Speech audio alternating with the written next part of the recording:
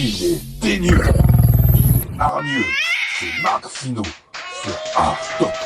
Il est fou, mon Marco, il est fou. Bon, comment ça va, mon Marco? Ça va mal, ma Cathy, là j'ai le moral caché dans ma grotte. Bah, qu'est-ce qui t'arrive?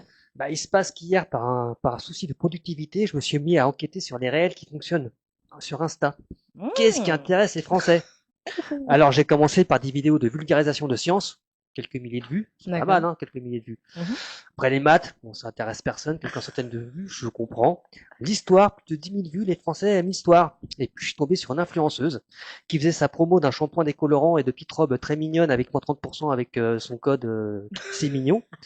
100 000 vues. 100 000 vues? 100 000 vues. Alors autant te dire que je me suis senti pas vraiment concerné par la petite robe.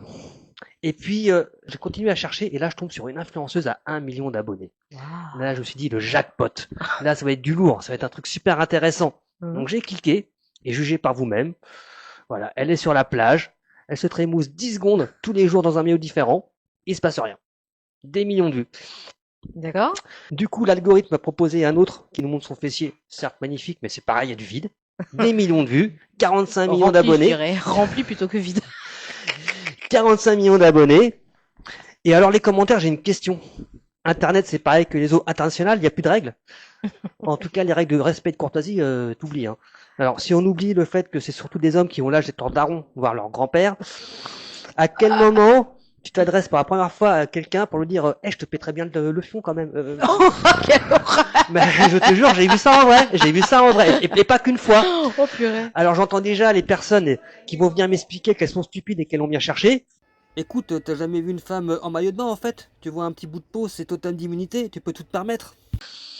Je comprends pas. Et quant à la stupidité, vu leur nombre de vues, je t'annonce, en une journée, elle gagne plus que nous en plusieurs mois. Et tout ça pourquoi? Pour se filmer 10 secondes en train de dandiner. Mais non. Moi, à leur place, je serais pareil.